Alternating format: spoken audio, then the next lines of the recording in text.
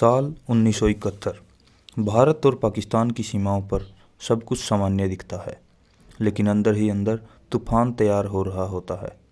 भारतीय सेना को खुफिया सूचना मिलती है, पाकिस्तान कोई बड़ा हमला करने वाला है। एयरबेस अलर्ट पर हैं, सीमा पर जवान चौकन्ने हैं और समुद्र में भारतीय नौसेना अपने जहाज तैयार रखे खड़ी है।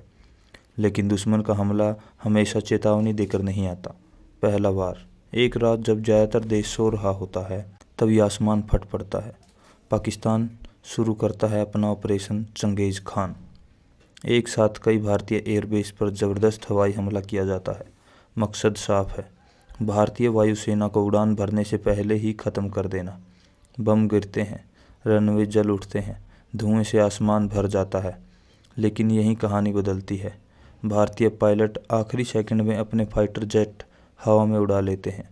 आसमान में पहली डॉग फाइट शुरू होती है। अब ये सिर्फ हमला नहीं, युद्ध की शुरुआत है। अगली सुबह भारत पलटवार करता है। हवाई हमले में पाकिस्तान के कई एयरबेस तबाह कर दिए जाते हैं। आसमान में गरजते जेट्स ये साफ कर देते हैं, भारत झुकने वाला नहीं है। ज़मीन पर राजस्थान और पंजाब की सीमाओं पर भारतीय जवान बंकरों से निकलते हैं। टैंक्स आगे बढ़ते हैं। गोलियों की आवाज़ से रेगिस्तान गूंज उठता है। हर जवान जानता है, पीछे हटने का मतलब अपने घरों को खतरे में डालना है। जवानों की कहानी। इसी बीच फिल्म हमें युद्ध के बीच खड़े इंसानों से मिलवाती है। कोई जवान माँ की चिट्ठी पढ़ रहा है, जिसमें लिखा है, जल्दी लौट आना बेटा। कोई नई शादी की तस्वीर जेब में छुपाए हुए। कोई पहली बार युद्ध देख रहा है और डर को छुपाकर बंदूक कसकर पकड़े खड़ा है। युद्ध सिर्फ गोलियों से नहीं लड़ा जाता, वो दिलों के अंदर भी चलता है। समुद्र में आग। इस बार लड़ाई सिर्फ ज़मीन और आसमान तक सीमित नहीं रहती।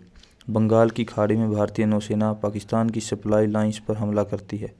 समुद्र के बीच जहाज़ टकराते हैं, मिसाइलें दागी जाती हैं, पाकिस्तान की कमर टूटने लगती है। ये वो मोर्चा है जो हमें पहली बॉर्डर में नहीं दिखा था। पूर्वी पाकिस्तान, इंसानियत की पुकार। फिल्म का सबसे भावुक हिस्सा हमें पूर्वी पाकिस्तान ले जाता है, जहाँ आज का बांग्लादेश बसने वाला है। वहाँ पाकिस्तान सेना आम लोगों पर जुल्म कर रही होती है। लाखों लोग जान बचाकर भारत की ओर भाग रहे होते हैं। भारत सिर्फ देश नहीं बचा रहा, वो इंसानियत बचाने उतरा है। भारतीय सेना मुक्ति वाहिनी के साथ मिलकर निर्णायक हमला करती है। यहीं से युद्ध का पलड़ा पूरी तरह पलट जाता है। अब तीनों सेनाएं एक साथ हमला करती हैं।